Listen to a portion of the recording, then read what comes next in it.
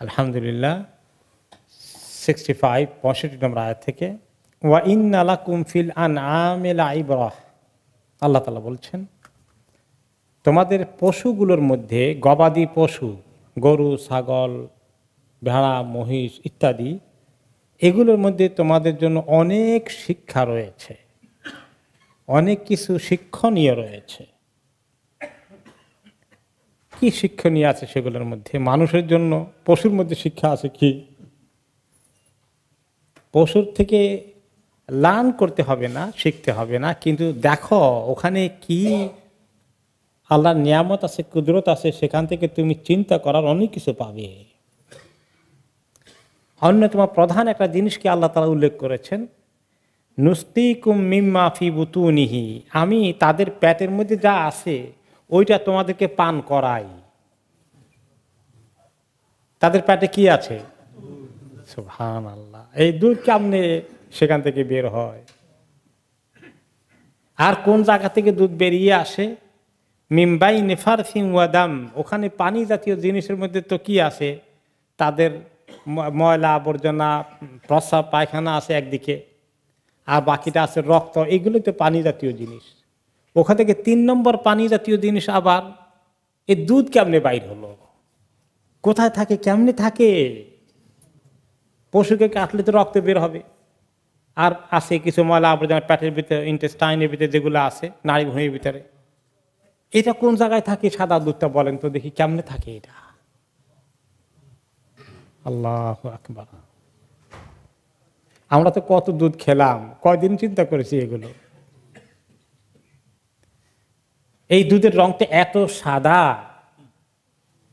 আর সাদার এক্সাম্পল দিতে গেলে আমরা কি বলি? একেবারে দুধের মতো সাদা, তাই না? এই দুধের মধ্যে এটা এত সাদা যে এর মধ্যে কোনো স্পট নেই, এই রংটার মধ্যে কোনো বিবর্ণ হয় না কখনো।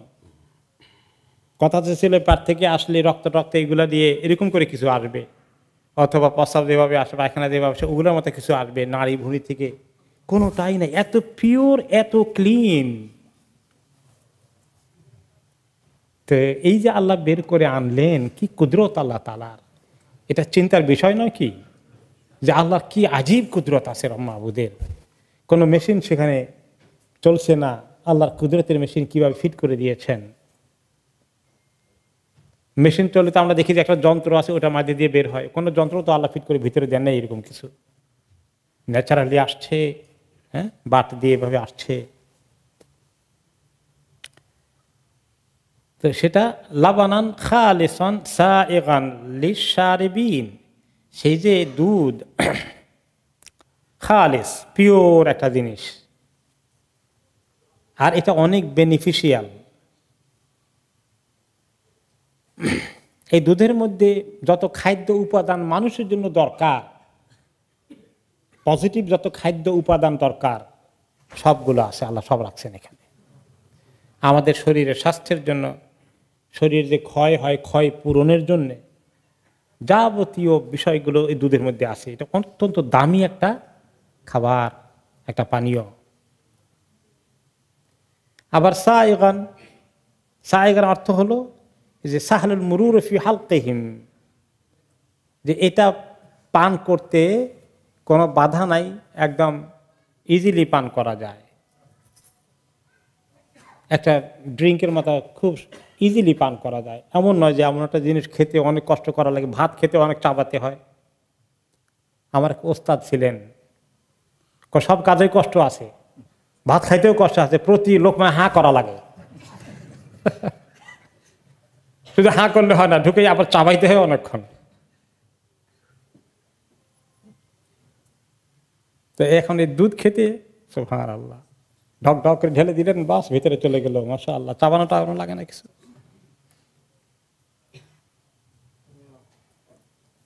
এবং এটা লাযীবান হাইয়ানান লা ইয়াগুসসু বিহি মান শারিবা, এর মধ্যে কোনো ধরনের মিষ্টি বেশি হলো, ঝাল হলো, লবণ কম হয়েছে, বেশি হয়েছে, কিচ্ছুর কোনো ভেজাল নাই, তাই না?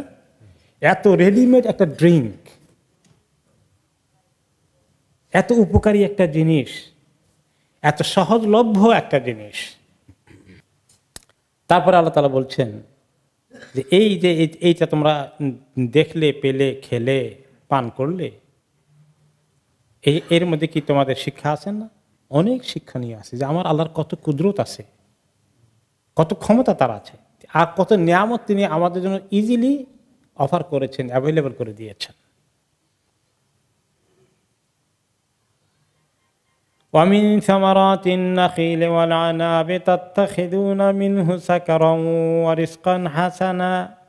আরও তোমাদের জন্য সুন্দর সুন্দর মজাদার খাবার জাতীয় কত জিনিস, ফল ফলাদিগুলো যেমন আসে, বিশেষ করে নাখিল, খেজুর গাছ। এই যে খেজুর আসে নাখিল থেকে, খেজুর গাছকে বলা হয় নাখিল, আর খেজুরকে বলা হয় তামর।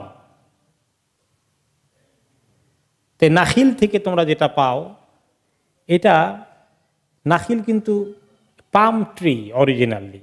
এই পাম ট্রির মতো যত রকমের এই কোয়ালিটির গাছ আছে সবগুলোকেই নাখিল বলে, বা সবগুলোকেই পাম ট্রি বলে। খেজুর গাছ এর কাছাকাছি কি হতে পারে বলেন তো? তাল গাছ, আর কি হতে পারে? নারকেল গাছ, সুপারি গাছ, এগুলো সবগুলো নাখিলের ভিতরে পড়ে। তো এগুলোর মধ্যেও তোমাদের জন্য অনেক সুন্দর থামারাত নাখিলের মধ্যে, বিশেষ করে আরব দেশে কি ছিল? খেজুর। আর খেজুরটা এত উপকারী, অ্যাগেইন আরেকটি জিনিস, এত দামি, কোয়ালিটির দিক থেকে এটা এত মূল্যবান, এর মধ্যে সকল অ্যাগেইন খাদ্য উপাদান রয়েছে, পজিটিভ, প্রচুর ফাইবার, প্রচুর ভিটামিন, অনেক কিছু তার মধ্যে আছে মানুষের জন্য। এই জন্য রাসূলুল্লাহ সাল্লাল্লাহু আলাইহি ওয়াসাল্লাম আরবের অনেক মুসলমানরা যারা মাঝে মধ্যে তারা খাবার থাকতো না, তাদের ঘরে খেজুর আর পানি, আসওয়াদান, দুটো কালো জিনিস, আর কোনো রং টং নাই, এগুলো খেয়ে কোনো সময় মাসও কাটিয়ে দিয়েছেন, একাধিক মাস কাটিয়েছেন। আর বিশেষ করে যারা প্রসূতি তাদের জন্য খেজুর খুবই উপকার। বাচ্চা দুনিয়াতে আসা পরে মায়ের যে অনেক রক্ত যায়, এনার্জি চলে যায়, শক্তি চলে যায়, এটা ক্ষতিপূরণের জন্য সবচেয়ে ভালো খাবার কোনটা? খেজুর। এটা আমরা মনে করি নেই এগুলো, সেটা পাইলাম কোথায় আমরা? মারিয়াম আলাইহিস সালামকে আল্লাহ তাআলা সেটা রেকমেন্ড করেছিলেন, তাই না? আর বিজ্ঞানীরা দেখলো যে খেজুরের মতো আর কোনো খাবার মায়ের স্বাস্থ্যের এই অবস্থায় তাকে কুইক এনার্জি দেওয়ার জন্য আর কোনোটা পাওয়া যাবে না। এটা হচ্ছে এই নাখিল, যে খেজুরের এই সুন্দর ফলটি। আর আমাদের দেশে নাখিল মেইনলি যেটা, যদি নারিকেল ডাব বলেন, সেটাও আরেকটি কুদরত, সুবহানাল্লাহ। আমাদের ওই এলাকায় তো নারিকেল গাছ অনেক বেশি। ছোটকালে দেখেছি, মেহমান আসা মানে চট করে ছেলে একটাকে গাছে উঠাই দাও, ডাব পেড়ে নিয়ে আসো, রেডিমেড ড্রিঙ্ক দিয়ে দাও। এটা আমাদের দেশে খুবই একদম কমন ছিল। এখন তো কমই আসছে দুনিয়ার সবকিছুই, মানুষের গাছ লাগায় না, খালি কাটে। তো এইভাবে নাখিলের মধ্যে আল্লাহ তাআলা এত সুন্দর জিনিস রেখে দিয়েছেন। তো কে এক আরব দেশের লোক নাকি একসময় এই নারিকেল গাছ দেশের দিকে আসছে, ইন্ডো পাক সাবকন্টিনেন্টে, উপমহাদেশে আসছে, এসে যখন দেখলো যে নারকেল মানে একটু নারকেল হয়েছে, একদম ডাব না, আরেকটু হয়েছে, তো কেটে যখন তাকে দিল যে পানি অফার করলো, আর দেখে ওই দোনো ভিতরে মাঝখানে কাটার পরে দুই দিকে পুরোটা বাইরে করলো, দুই দিকে রুটি আছে, মাঝখানে ড্রিঙ্ক আছে। কি এক আজীব জিনিস, দুই দিকে রুটির মতো করে লেয়ার দেওয়া আছে, আর এক মাঝখানে ড্রিঙ্ক আছে। আল্লাহ তাআলা কত রেডি করেছে, সেটাও আরেক রেডিমেড ড্রিঙ্ক, তাই না? কিচ্ছু দেওয়া লাগে না, আর সেটার উপকার অনেক বেশি, এরও অনেক। এখন বিজ্ঞানীরা বলে, বা স্বাস্থ্য বিজ্ঞানীরা বলে, যে তেলগুলো যে আমাদের জন্য সবচেয়ে ক্ষতির কারণ হচ্ছে খাবারের তেল যেটা ব্যবহার করি, ভোজ্য তেল, এই ভেজিটেবল অয়েল বলেন আর সানফ্লাওয়ার অয়েল বলেন, আর কি আছে, প্রায়গুলোই সবগুলোই ক্ষতিকর। কারণ মেইনলি তেলটা ইটসেলফ এত ক্ষতি না, তেলকে বোতলজাত যখন করে, বোতলজাত করে দীর্ঘদিন রাখার জন্য বোতলে নষ্ট হয়ে যাবে, নষ্ট থেকে বাঁচার জন্য যে একটা স্প্রে করে, পাম্প করে দেয় প্রিজারভেটিভ, এইটা মারাত্মক ক্ষতিকর জিনিস। আমেরিকায় এরকম দিয়ে বোতলজাত করা একদম কমপ্লিটলি সরকার নিষেধ করে দিয়েছে। আর আমরা তো কিনি সমানে, মাশাআল্লাহ, 5 পাউন্ড করে এত বড় বোতল পাওয়া যায়, 2টা নিলে 9 পাউন্ড। কি খুশি আমরা, এত সস্তা তেল, বেশি করে খাও, দেশে তো এত দাম বেশি। যারা স্বাস্থ্য সচেতন আছে দেখবেন ইংলিশ, ওরা এগুলা একদম কিনেই না, একেবারে কম খায়। তো এখন বিজ্ঞানীরা বলে নারকেল তেল খেতে, পাক করার জন্য নারকেল তেল ব্যবহার করতে। ছোটকালে আমাদের দেশে দেখেছি নারকেল তেল, মানে নারকেল দিয়ে তরকারি পাকাতো। তবে শ্রীলঙ্কা, ওই সমস্ত কিছু কিছু দেশে নারকেল আরো বেশি, তারা নারকেল তেল দিয়েই পাক করে, এবং এটা ম্যাটার অফ হ্যাবিট, অভ্যাস। তো আল্লাহ তাআলা এই নাখিলের মধ্যে, আমাদের দেশে আরেক রকম নাখিল, আরো দেশে একরকম নাখিল, সবগুলোর মধ্যে আল্লাহ অনেক নিয়ামত রেখেছেন। ওয়াল আনাব, এরপরে আরেকটি গাছ বা ফলের কথা বলেন, আনাব, আঙ্গুর জাতীয় জিনিস। আঙ্গুরেরও অনেক উপকার। যে সমস্ত ফল আল্লাহ তাআলা কোরআনে পাকে প্রেইজ ওয়ার্দি হিসাবে উল্লেখ করেছেন, যেগুলোকে আল্লাহ তাআলা প্রশংসা আল্লাহকে পেশ করেছেন, সবগুলোর উপকার বহুগুণ। তিব্বত নববীর মধ্যে এগুলো আপনার লিস্ট পাবেন। প্রফেটিক মেডিসিনের মধ্যে যতগুলো বিষয় আল্লাহ তাআলা কোরআন শরীফে ডেনাউন্স না করে, মানে নিন্দা না করে, ভালো সেন্সে উল্লেখ করেছেন, সবগুলোর উপকার অনেক বেশি, ক্ষতির দিক অনেক কম। তাহলে আঙ্গুরের বহু উপকার আছে। ফলের মধ্যে আঙ্গুরের কিন্তু একটা শ্রেষ্ঠ ফল উপকারের দিক থেকে। তো এগুলা তোমরা কি করো, তাত্তাখিযুনা মিনহু সাকারা, আবার এগুলোকে তোমরা মাঝে মধ্যে এগুলা থেকে মদও বানাও। ওয়া রিজকান হাসানা, সুন্দর রিজকও তৈরি করো। দুটো আল্লাহ তাআলা বলেছেন, মদের কথা বলেছেন, সুন্দর রিজকের কথাও বলেছেন। তো বাকিটা সুন্দর রিজক, কারণ মদটা সুন্দর রিজক না। তোমরা মদ বানাও। এখন আঙ্গুর যা তৈরি হয় ইউরোপের মধ্যে, মেজরিটি স্পেনে, পর্তুগালে, এই সমস্ত দেশে, ইটালিতে আঙ্গুর মেজরিটি কোনটার জন্য উৎপাদন করে? মদ বানানোর জন্য। সাকারা, যেটা ইনটক্সিকেশন, নেশা জাতীয় জিনিস তৈরি করবে, এটা রিজকান হাসানা, এটা ভালো রিজক না। আর এটা হলো কি, রিজকান হাসানা, সুন্দর জুস হতে পারে, আসির, ফলের রস, অথবা ফল ইটসেলফ, এগুলো অনেক সুন্দর রিজক তোমাদের জন্য। তো সুন্দর রিজক আছে, তো আবার মদের মতো জিনিসও আল্লাহ উল্লেখ করলেন কেন খামাখা? কেউ কেউ প্রশ্ন করতে পারেন। তো মুফাসসিরিনে কেরাম বলেছেন, যখন এই আয়াত নাজিল হয়েছে তখনও মদ হারাম হয়নি, তখন সাহাবীরা অনেকেই মদ খেতেন।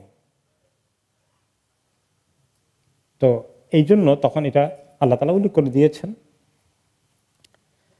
আর তখন হারাম ছিল না ঠিকই, কিন্তু সেটাও এটা রিজকান হাসানা, সুন্দর রিজক ছিল না। তখনও আল্লাহ তাআলা এটা পছন্দ করেননি, কিন্তু শরীয়ত তখনও পুরো নাজিল হয়ে সারেনি। ইন্না ফি যালিকা লাআয়াতান লিকাওমিন ইয়াকিলুন।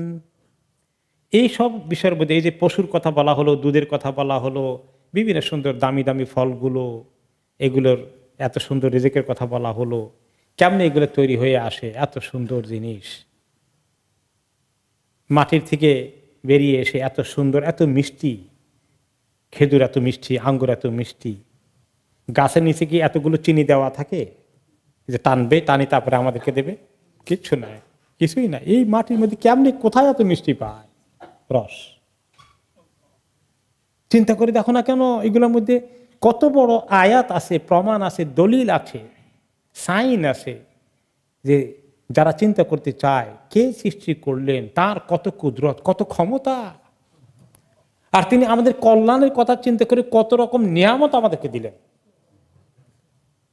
কত রকমারি ফল, কত রকমারি খাবার, কত রকমারি পশু পাখি আমাদেরকে তিনি দিলেন খাওয়ার জন্য, কত রকমের মাছ দিলেন, কত রকমের সবজি দিলেন, রকমারি কত। রকমারি না দিলেই খুব দামি জিনিস যদি একবেলা, দুবেলা, 3 বেলা, 1 দিন, 5 দিন, 1 সপ্তাহ খেতেই থাকেন, বিরিয়ানি প্রত্যেক বেলায় খান, আর মনে চাইবে। ঢাকা শহরে যারা অরিজিনাল বাসিন্দা তাদের একটা গল্প আছে, সেটা কি জানেন? যারা অরিজিনাল ঢাকার বাসিন্দা, তারা অন্য জায়গা থেকে এসে বাসা বাড়ি করছেন, তারা না, যারা একটু কথা বলে কিছু উর্দু স্টাইলে, হ্যাঁ, তো ওনাদের পুরনো ঢাকার বাসিন্দাদের মধ্যে একটা জিনিস প্রচলিত আছে জামাই যখন বিয়ে শাদী করে শ্বশুর বাড়িতে বেড়াতে আসে, কয়েকদিন থাকে, প্রত্যেক বেলা বিরিয়ানি খাওয়ায়, প্রত্যেক বেলা বিরিয়ানি খাওয়া, বিরিয়ানি খায়ও একটু বেশি, মজাও হয় বেশ বেশি। তাদের একটা কথা আবার আছে যে এমন বিরিয়ানি খাওয়াইতে থাকবে, শেষ পর্যন্ত জামাই যখন দেখবে যে আর পারি না, তখন নিজে বাজার করে আনবে, তখন গিয়ে মেনু চেঞ্জ হবে। এটা একটা বুদ্ধি, জামাইকে দিয়ে বাজার করানো। এটা খুবই প্রচলিত ঢাকা শহরে। ওকে, তো এই যে মানুষের মধ্যে কি হবে, একঘেয়েমি চলে আসবে। একেবারে বলেন এই যে সুন্দর কথা আসলো যে এত সুন্দর আপনার যদি কেউ কেউ হরিণের গোশত পছন্দ করেন, কেউ কেউ মনে করেন ইলিশ মাছ পছন্দ করেন, কেউ কেউ এই চিংড়ি মাছগুলো পছন্দ করেন, কিন্তু প্রত্যেক বেলা যদি খান, 1 দিন 2 দিন 3 দিন 5 দিন 7 দিন, এবার আরে সরাবো এটা আর না, এখন ভর্তা টর্তা কিছু নিয়ে আসে, ভালো লাগে না এগুলা। তো এই জন্য আল্লাহ তাআলা জানেন যে আমাদের রুচি প্রকৃতির মধ্যে বৈচিত্র্য লাগবে, কত রকমের মিষ্টি, টক, ঝাল, তিতা, সব রকমের ব্যবস্থা আল্লাহ রেখেছেন। রুচির পরিবর্তন হবে, আবার এগুলোর বিভিন্ন ফায়দাও আছে বহুমুখী। সব কিছুর মধ্যেই যে কাউম আকল খরচ করে, চিন্তা ফিকির করে, তাদের জন্য কি আছে, সুস্পষ্ট দলিল প্রমাণ আছে যে আল্লাহ তাআলা কত ক্ষুদ্র, আর আল্লাহ তাআলা তাদের কত কল্যাণকামী, তাদের প্রতি তিনি কত ইহসান করেছেন, যে এগুলো খেয়ে হে বান্দা ভোগ করে আমার ইবাদত করো, আমাকে ভুলে যেও না, আমার কথা মেনে চলো। কিন্তু মানুষ আল্লাহর এত নিয়ামত ভোগ করে আর নাফরমানি করে, আর আল্লাহকে বলে কি আল্লাহরে চিনি না মনে হয়, এগুলো সব আমি কামাই করেছি, আমার টাকা পয়সা আছে, আমি কিনছি, আমি তৈরি করেছি, আমি পাক করেছি। এসব তো আল্লাহ তাআলা এই সমস্ত আমাদেরকে দিলেন, কেনার পয়সাও আল্লাহ তাআলা দিয়েছেন, রুজিতে বরকত আল্লাহ তাআলা দিয়েছেন। এরপরে আল্লাহ তাআলা আমাদেরকে আরো একটি বড় উপকারী জিনিসের কথা উল্লেখ করছেন এবার, সেটা আরো বড় কুদরতি ব্যাপার। ওয়াওহা রাব্বুকা ইলান নাহলি আন ইত্তাখিযি মিনাল জিবালি বুয়ুতান ওয়া মিনাশ শাজারি ওয়া মিম্মা ইয়ারিশুন, যে তোমার রব মৌমাছিকে ওহী নাজিল করে বললেন, ওহী করে বললেন, আন ইত্তাখিযি মিনাল জিবালি বুয়ুতা, পাহাড়ের বিভিন্ন জায়গায় গিয়ে তোমরা ঘর বানাও, তোমাদের বাসা বানাও। অমিনাশ শাজারে, গাছের মধ্যে গিয়ে বাসা বানাও। অমিম্মা ইয়ারিশুন, আর মানুষ মাথা টাথা বানায় যেখানে ফাঁক পাইলে ওখানে তোমরা ঘর বানাও, মৌমাছির বাসা বানাও, মৌচাক বানাও। মৌচাক বানালো, মৌচাক বানালে কি করবে,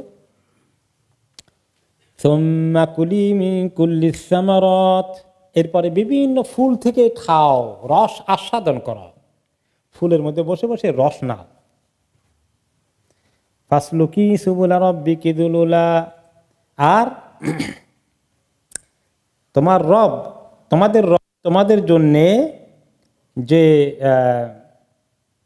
রাস্তাগুলো দিয়েছেন, কোথায় যাবে, কেমনে যাবে, কোথায় ফুল আছে, এক দেশ থেকে আরেক দেশে কেমনে যাবা, এক গ্রাম থেকে আরেক গ্রামে কেমনে যাবা। মৌমাছির দল কিভাবে যায় দেখছেন, সুবহানাল্লাহ, গ্রামে কয়েকশো নয় কয়েক হাজার একসঙ্গে যাচ্ছে, মাথার ঘুরে শু শু শু করে আওয়াজ হচ্ছে, তাই না, কোথায় কোথায় গিয়ে তারপর ঘুরে ঘুরে ঘুরে ঘুরে এক জায়গায় লোকেশন নিচ্ছে।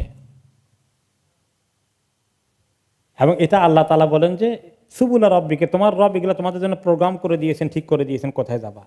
জুলুলা, যাওয়াটা তোমাদের জন্য ইজি, তোমরা হারিয়ে যাবে না, একদম তোমাদের কন্ট্রোলে আছে, এরকম করে আল্লাহ তাআলা তোমাদেরকে গাইড করছেন।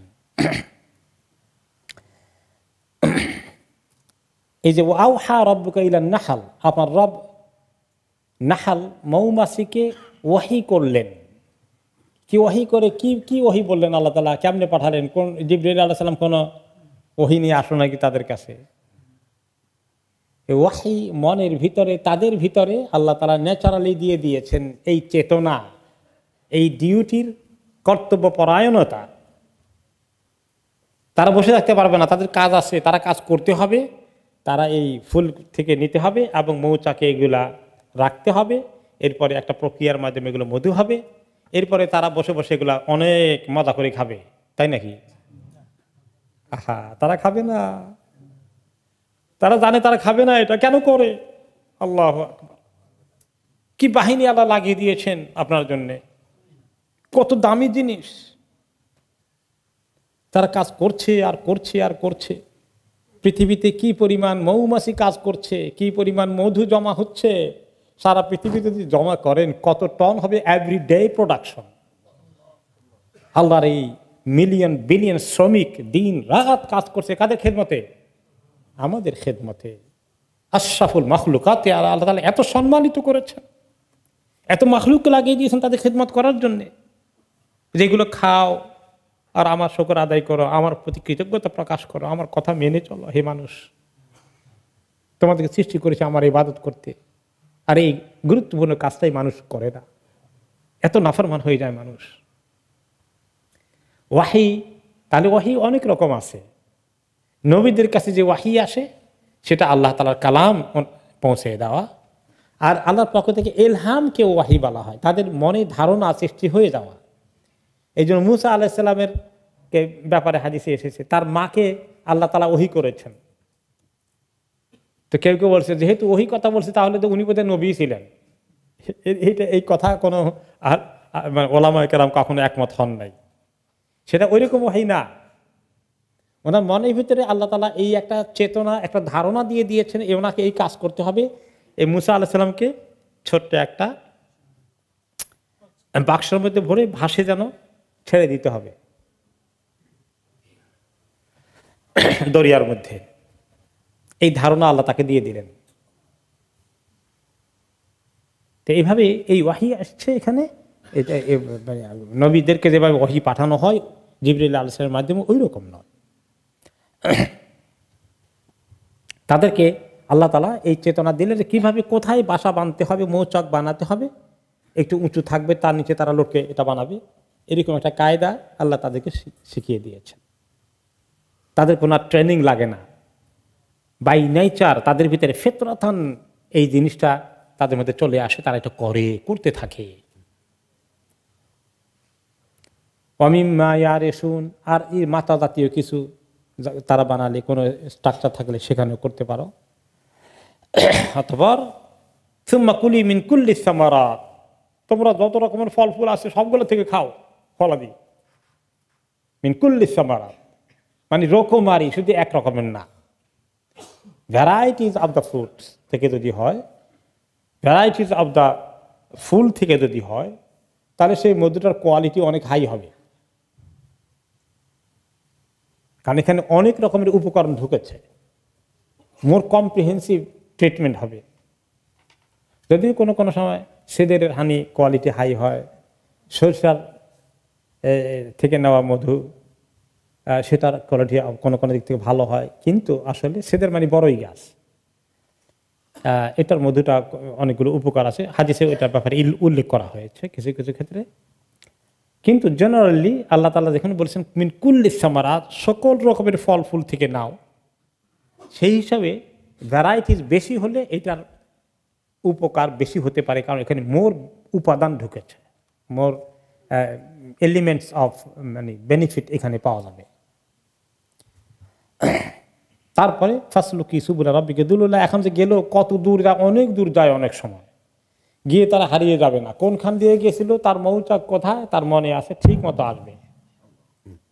তার কোনো গুগল সার্চ করা লাগবে না, ম্যাপ লাগবে না, তাই না?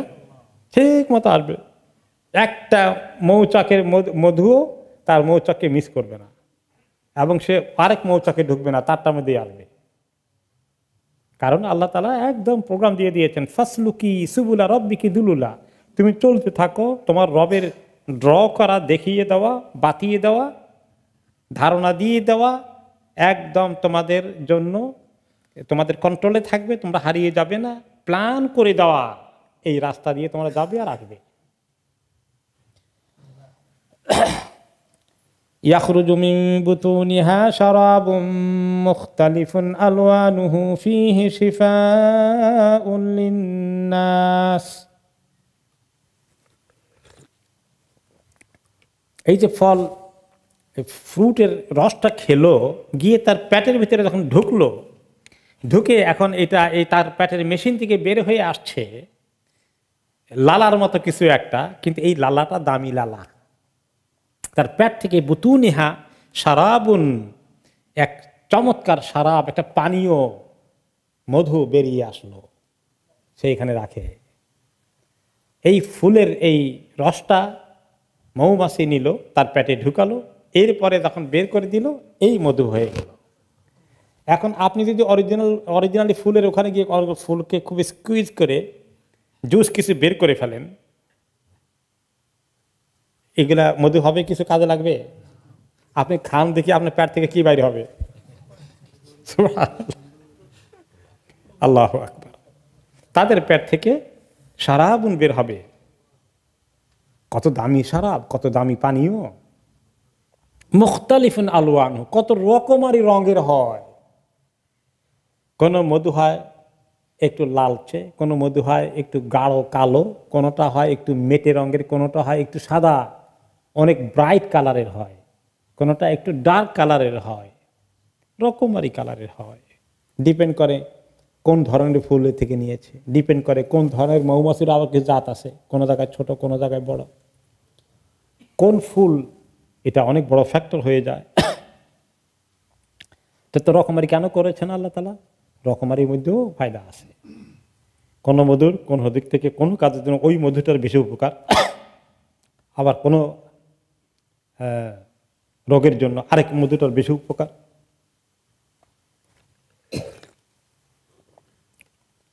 বিশেষ করে যাদের জাদুটোনার শিকার, তাদের জন্য সেদেরের হানি বেশি উপকার। সেদের মানে বড়ই পাতা, ওটার দামও অনেক বেশি। ফিহে শিফাউন লিন্নাস, আর এই মধুর মধ্যে মানুষের জন্য রয়েছে শেফা। এইটা যে শেফা, মুসলিম অমুসলিম কেউ দ্বিমত পোষণ করবে? অনেক মেডিসিনের মধ্যে কি ব্যবহার করা হয়? মধু ব্যবহার করা হয়। আগের জামানায় যখন কোনো ধরনের ইয়ে ছিল না, এটা কি বলে, অপারেশন করার জন্যে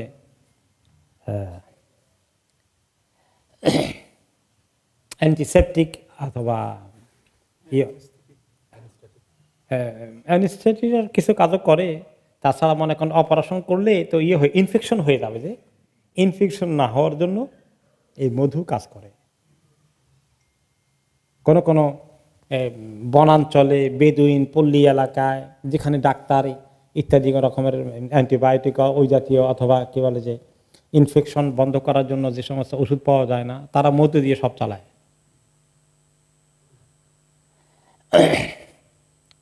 ফিহে শিফাউন লিন্নাস, এর মধ্যে মানুষের জন্য রোগ মুক্তি রয়েছে। ইন্না ফি যালিকা লাআয়াতান লিকাওমিন ইয়াতাফাক্কারুন, এই এর ভিতরেও মানুষের জন্য যারা চিন্তা করে, এই লোকগুলোর জন্য কত যে শিক্ষা রয়েছে, তারা চিন্তা করে, তাদের জন্য অনেক শিক্ষা রয়েছে। এখানে শিক্ষা অনেকগুলো। মৌমাছির লাইফের মধ্যে অনেক শিক্ষা আছে, মৌমাছিদের এই কাজের মধ্যে অনেক শিক্ষা আছে। দু একটা শিক্ষা কি হতে পারে বলেন তো?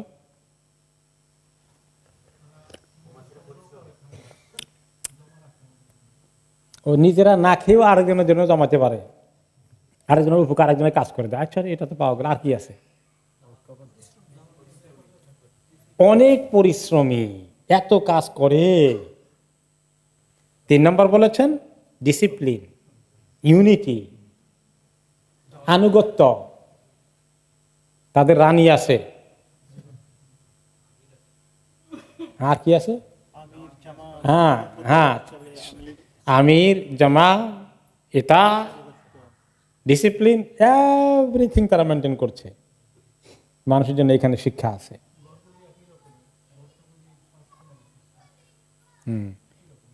হ্যাঁ, তারপরে তাদেরকে আল্লাহ তাআলা এত সুন্দর একটা টেকনিক দিয়েছেন, কি সুন্দর করে তাদের ঘরগুলো তৈরি করে, নিপুণ ভাবে করে, কোনো ত্রুটি করে না, যেন তেন ভাবে করে দেয় না। সবাই মনোযোগ দিয়ে কাজ করে, কোনো কাজের মধ্যে ত্রুটি নাই। আমাদের দেশে ছোটকালে দেখেছি যে বদলা কামলা নিলে, কিছু বদলা কামলা আছে কাজ করে, আর কিছু আছে খালি ফাঁকি দেয়, একটু পরে বিড়ি খায়, চা খাওয়াবেন না, পান খাওয়াবেন না, এরপর বসে থাকে কতক্ষণ কাজ করে দাঁড়িয়ে থাকে, মানে এত ফাঁকিবাজ। এই মৌমাছি কি ফাঁকিবাজ? ভেরি লেবারিয়াস, পরিশ্রমী, অনেক কাজ করছে তারা, নিশ্চিন্তে কাজ করে, কোনো ফাঁকি ঝুঁকি দেওয়ার কারবার নাই। অনেস্টি সিরিয়াসলি আছে, কমিটমেন্ট আছে। এত ভালো ভালো গুণগুলো, এগুলো তোমাদের শিখার আছে, ছোট্ট প্রাণী থেকে শিখো। কত বড় পোকা থেকে আল্লাহ তাআলা এত মহা দামি জিনিস বের করে নিয়ে আসছেন, এটা কি কম চিন্তার কথা? আল্লাহু খালাকাকুম সুম্মা ইয়াতাওয়াফাকুম। এখন মধুর মধ্যে শেফা আছে। এখন কোন কোন সময় দেখা যায় যে মধু কাজ করে না, দেখা যায় হলো না। ওই একজন সাহাবী বলল যে আমার ভাই তো খুব বেশি তরল পায়খানা হচ্ছে, দাস্তের মতো হচ্ছে, কি করা যায়? তাকে মধু খাওয়াই দাও। তো মধু খাওয়ালে থামাটা আরো বেশি হয়। তো আসলো, আসার পরে যে খাওয়ালাম ইয়া রাসূলুল্লাহ আপনার কথা শুনে, কিন্তু কাজ হলো না। তো তখন তিনি বলে সাদাকাল্লাহ ও কাযাবা বাতনু আখিকা, আল্লাহ তো সহি কথাই, সত্য কথাই বলছেন, তোমার ভাইয়ের পেট মিথ্যা কথা বলছে, পেটের মধ্যে কোনো গন্ডগোল আছে তার। মধু কাজ করার কথা, আল্লাহ ঠিক বলেছ, হক বলেছেন, সত্য বলেছেন। এখন আরেকটা কারণ হলো যে আমরা যে এত মধু খাই, অনেকগুলোই কাজ করে না। তার কারণ কি? এই মধুর মধ্যে যে কি দেয়, আহা, এত খাঁটি সুন্দর জিনিস কি যা করে মানুষ, হায় হায় হায় রে আল্লাহ। এই বেচারারা এত কষ্ট করে খাঁটি জিনিস বানালো, আর মানুষ তার মধ্যে ভেজাল ঢুকে দিয়ে নকল করে ফেললো। তো এখন এই খাঁটি মধু কেনার জন্য আপনি যে কত জায়গায় যাবেন, দেশ থেকে দেখছি, এখানেও দেখি, কত ক্লেম করে যে একদম বন থেকে আনছি, তারপর দেখা গেল যে আসলে পুরো 2 নম্বর। এরকম বহু ঘটনা আমাদের এখানে গাড়ি নিয়ে বিক্রি করে, মাঝে মাঝে দেখা যায়। বিশ্বাস হলে তো মানে মানুষের দাম দিয়ে কিনতেও মানুষের ইতস্ততা করবে না, মানুষ কিনবে। কিন্তু এই যে মানুষের ঠকানোর প্রতারণা, তাদের মৌমাছির অনেস্টি শিখলো না, আর সেটাকে ব্যবহার করলো ডিসঅনেস্টির জন্য, চিটিং করার জন্য, প্রতারণা করার জন্য।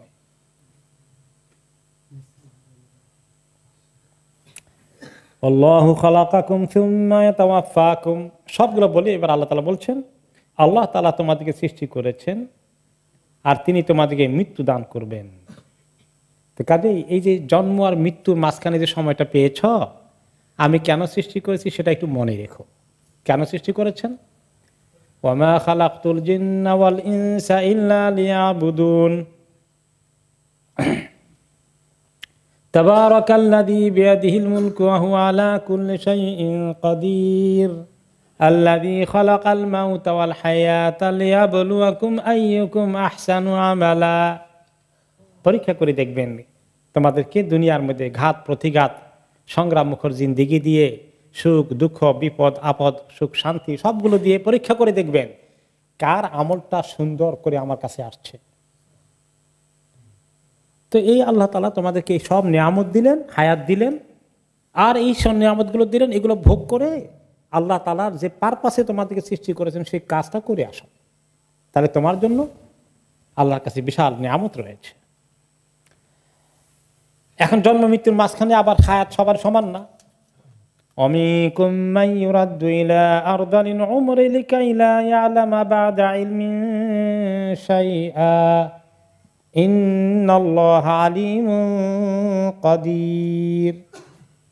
তোমাদের মধ্যে আবার কারো কারো বয়স দেখা যায় এত বেড়ে যায়, অনেক লম্বা হায়াত দেই, লম্বা হায়াত পেলেই সবাই খুশি হয়ে যায়, কিন্তু বেশি লম্বা হয়ে গেলে যে খুব বেশি ফায়দা নাই, এটা বোঝার জন্য কাউকে কাউকে লম্বা হায়াত দিয়ে দেখা যায় আর দালিল ওমর, মানে একেবারেই বুড়ো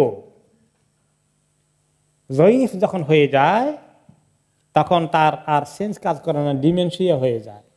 লিকাইলা ইয়ালামা বাদা ইলমিন শাইআ, এখন সে এত কিছু জেনেছিল দুনিয়ার মধ্যে, এত কাজ করেছিল, এখন বয়স তার 100 পার হয়ে গেছে, 80-90 পার হয়ে গেছে, এখন সে মনে হয় যেন এত কিছু জানার পরে আর এখন আর কিছুই জানে না, কিছুই মনে নাই তার, নিজের ছেলে মেয়েকে চিনে না।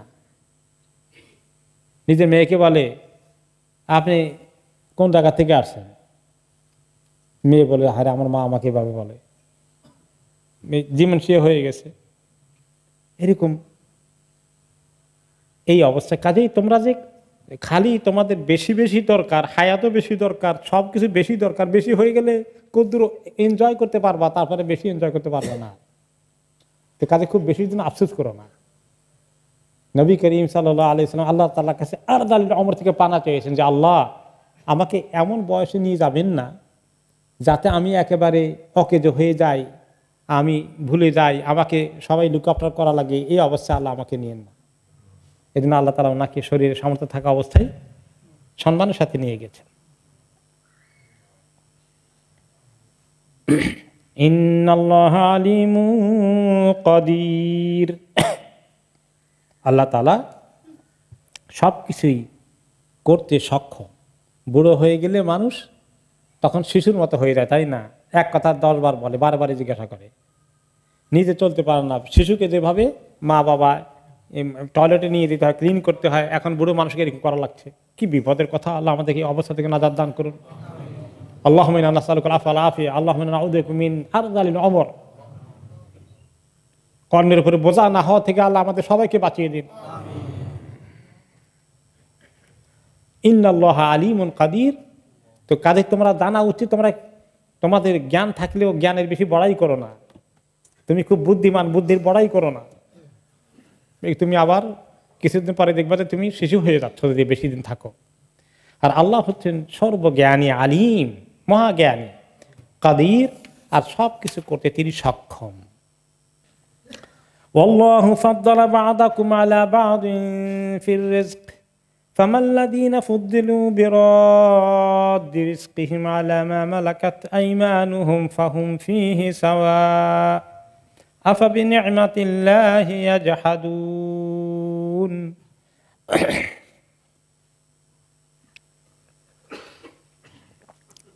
আল্লাহ তাআলা তোমাদেরকে কাউকে কাউকে অন্য কারো উপরে অতিরিক্ত মর্যাদাশীল করেছেন, অতিরিক্ত অনেক দান করেছেন, বেশি করে রিজকের ক্ষেত্রে কাউকে অনেক বেশি দিয়ে দিয়েছেন, কাউকে কম দিয়েছেন।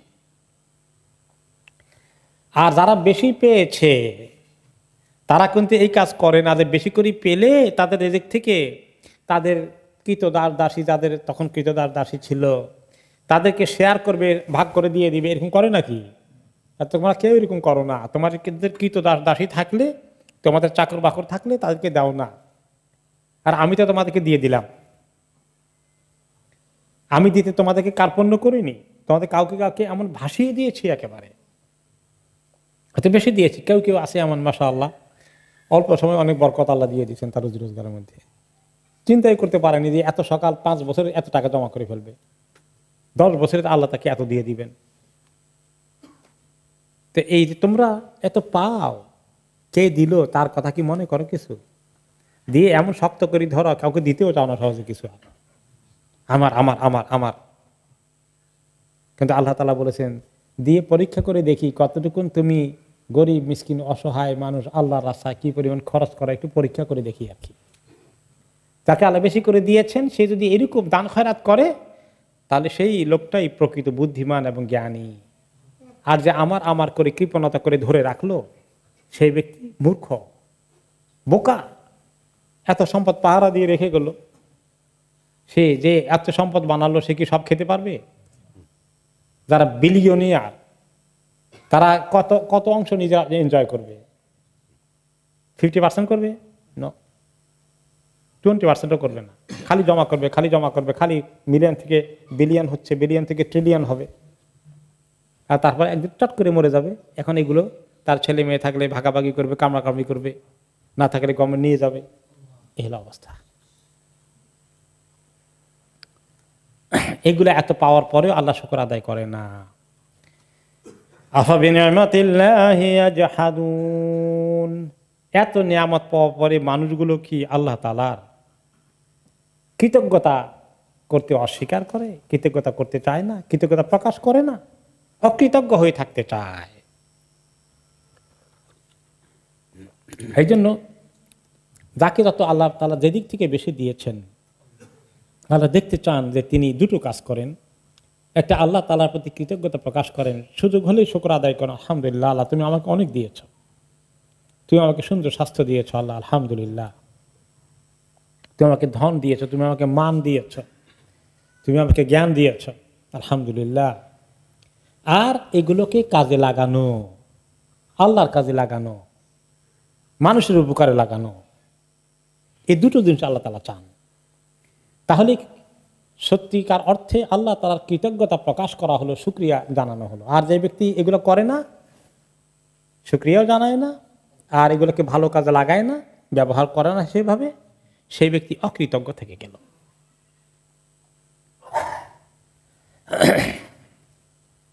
এরপরে আল্লাহ রাব্বুল আলামিন বলছেন, আল্লাহু জাআলা লাকুম মিন আনফুসিকুম আজওয়াজান ওয়া জাআলা লাকুম মিন আজওয়াজিকুম বানিনা ওয়া হাফাদাতান ওয়া রাযাকাকুম মিনাত তাইয়্যিবাত আফাবিল বাতিলি ইউমিনুনা বিনি'মাতিল্লাহি হুম ইয়াকফুরুন। আরো আল্লাহ তাআলা তোমাদের প্রতি কি অবদান দেখো। আল্লাহ তাআলা আমাদেরকে একটু হিসাব করে কয়েকটা লিস্ট দিচ্ছেন, কি কি দিয়েছেন, আমরা তো মনে করতে চাই না। তিনি তোমাদের জন্য দাম্পত্য জীবন দিয়েছেন, স্ত্রীর জন্য স্বামীর ব্যবস্থা করেছেন, স্বামীর জন্য স্ত্রীর ব্যবস্থা করেছেন। এই দাম্পত্য জীবনে বিয়ে শাদীর চমৎকার একটা সিস্টেম আল্লাহ তাআলা তোমাদেরকে দান করেছেন। আর দাম্পত্য জীবনে তোমাদের স্ত্রীদের থেকে আল্লাহ তাআলা তোমাদেরকে বানিন সন্তান সন্ততি দান করেছে। বিয়ের আগে মানুষটা কবে বিয়ে করব, কবে বিয়ে করব, এখন বিয়ে হয়ে গেছে, এখন বলে কবে সন্তান হবে, কবে সন্তান হবে, কবে ছেলে মেয়ের মুখ দেখবো। এখন ছেলে মেয়ের মুখ দেখেছে, ছেলে মেয়ে বড় হয়ে গেছে আল্লাহর ফজলে, এখন কি কয়, ছেলে মেয়েকে বিয়ে করাবো কবে, আর নাতি নশা কবে দেখবো। তো আজওয়াজিকুম বানিনা ওয়া হাফাদা, সন্তান সন্ততি দিয়েছি, নাতিনও দিয়েছি। আর কারো কারো ভাগ্যে নাতিনের পরে যেটা থাকে কি পুন্তি না কি বলে, হ্যাঁ, এদেরকেও দেখার সুযোগ আল্লাহ তাআলা কাউকে করে দিয়েছে, ওরা হাফাদার মধ্যে চলে আসে। আর এগুলো যে সব কিছু কি ওয়ারাযাকাকুম মিনাত তাইয়্যিবাত, আর সবগুলো পাক পবিত্র হালাল সুন্দর সুন্দর জিনিস আমি তোমাদেরকে দিলাম, এইটা পাক পবিত্র। আর যারা হারাম তরিকায় এগুলো করে, গুনার তরিকায় চলে যায় দাম্পত্য জীবনে, গুনার তরিকায় তারা কাপড় লাইফ মেনটেন করে, গুনার তরিকায় তারা যারা সন্তানের অধিকারী হয়, এটা কি তাইয়্যিবাত হয়? আল্লাহ তাআলা তাইয়্যিবাত দিয়েছে, তাইয়্যিবাত ভালো জিনিসগুলোকে ভালো তরিকায়। মানুষের কাছে এটা ভালো লাগে না, এত সুন্দর পাক পবিত্রতা বাদ দিয়ে মানুষ কোন দিকে যায়, গান্ধা জিনিসের দিকে যেতে চায় মানুষ, তাই না? নজর কোন দিকে, খারাপের দিকে নজর যায়, এত সুন্দর জিনিসের দিকে তার পেট ভরে না, মন ভরে না, উল্টো দিকে চলে যায়। আফাবিল বাতিলি ইউমিনুনা বিনি'মাতিল্লাহি হুম ইয়াকফুরুন। তো এই আমি এত কিছু দিলাম, এত সুন্দর সাজিয়ে দিলাম, সংসার দিলাম, স্বামী স্ত্রী দিলাম, ছেলে মেয়ে দিলাম, নাতি দিলাম, তার আগে খাবার দাবারে এত সুন্দর ফিরিস্তি বলা হলো, এতগুলো সবগুলো আমি দিলাম, আর আমার উপর ঈমান না এনে বাতিল তরিকার উপর ঈমান আনে শিরকের দিকে চলে যায়, আর আমার নিয়ামতের অস্বীকার করে বসে। বৃষ্টি দেয় অমুক দেবতা, ফসল বাড়ে অমুক দেবতার কারণে, ইত্যাদি মানুষ বানিয়ে নিয়েছে, মন গড়া কথা, তার কোনো ভিত্তি নেই। মানুষ এত আল্লাহ তাআলার নিয়ামতের অস্বীকারী হয়ে যায়। ওয়ায়াবুদুনা মিন দুনিল্লাহি মা লা ইয়ামলিকু লাহুম রিজকাম মিনাস সামাওয়াতি ওয়াল আরদি শাইআন ওয়া লা ইস্তাতিউন। আর আল্লাহকে বাদ দিয়ে ইবাদত করে, পূজা করে এমন মাবুদগুলোর, এমন দেবদেবীগুলোর যারা রিজিক দেওয়ার কোনো ক্ষমতা রাখে না। মা লা ইয়ামলিকু লাহুম রিজকাম মিনাস সামাওয়াতি ওয়াল আরদ শাইআন ওয়া লা ইস্তাতিউন, তারা আল্লাহর কাছ থেকে, আকাশ থেকে, জমিন থেকে কোনো রিজিক আল্লাহর ছাড়া তারা নিজেরা জোগাড় করে এনে তোমাদেরকে দিতে পারে না। ওয়া লা ইস্তাতিউন, তারা পারে না। ইমরান বিন হুসাইন রাদিয়াল্লাহু আনহু এক সাহাবী ছিলেন। ইমরান রাদিয়াল্লাহু আনহু আগে ইসলাম কবুল করেছেন, হুসাইন তার বাবা ইসলাম কবুল করে না, তিনি এখনো মুশরিক। তো বাবাকে নিয়ে আসলেন ইমরান, ছেলে, তার একটু বুঝান, শিরক করে, এখনো মূর্তি পূজা করে। হুসাইন রাদিয়াল্লাহু তাআলা আনহুকে নবী করিম সাল্লাল্লাহু আলাইহি ওয়াসাল্লাম জিজ্ঞেস করলেন, তোমার মাবুদ কয়জন, কার কার ইবাদত করো? বলে যে আমার মাবুদ হলো 7 জন, 6 জন দুনিয়ার মধ্যে আর একজন আকাশের উপরে। তো তখন তিনি বললেন যে তো তোমার কাছে দামি কোনটা মনে হয়, গুরুত্বপূর্ণ কোনটা? যেটা আকাশে আছে উনি গুরুত্বপূর্ণ। তাহলে এগুলো খুচরা এগুলো জোগাড় করছো কি জন্য? এগুলো বাদ দাও, এগুলো কিছু করে না, কিছু কোনো লাভ হবে না। সব বাদ দিয়ে লা ইলাহা ইল্লাল্লাহ, কোনো মাবুদ নাই আল্লাহ ছাড়া, এই কথা স্বীকার করে ফেলো। আল্লাহ তাআলা ওনাকে তৌফিক দিলেন, স্বীকার করলেন, ঈমান কবুল করে ফেললেন। তারপরে তিনি বললেন যে তুমি ঈমান পড়ানোর আগে বললেন, তুমি যদি ঈমান কালিমা পড়ে ফেলো তাহলে আমি তোমাকে দুটো সুন্দর বাক্য শিখিয়ে দেব। আল্লাহুম্মা আলহিমনি রুশদি ও আইযনি মিন শাররি নাফসি, এই দুটো বাক্য শিখিয়ে দিলেন। আল্লাহুম্মা আলহিমনি রুশদি অর্থ কি? যে আল্লাহ হেদায়েত, রুশদ মানে হেদায়েত, আমাকে হেদায়েত ইলহাম করে দেন, আমাকে আমার ভিতরে এই হেদায়েতের চেতনা ঢুকিয়ে দেন। ইলহাম থেকে আলহিমনি, ওয়াইযনি মিন শাররি নাফসি, আর আমার নফসের বুরাই থেকে আল্লাহ আপনি আমাকে পানা দেন, রক্ষা করেন, হেফাজত করেন। সুন্দর একটি দোয়া, আল্লাহুম্মা আলহিমনি রুশদি ওয়া আইযনি মিন শাররি নাফসি ফালা তাদরিবু লিল্লাহিল আমসাল ইন্নাল্লাহা ইয়ালামু ওয়া আনতুম লা তা'লামুন।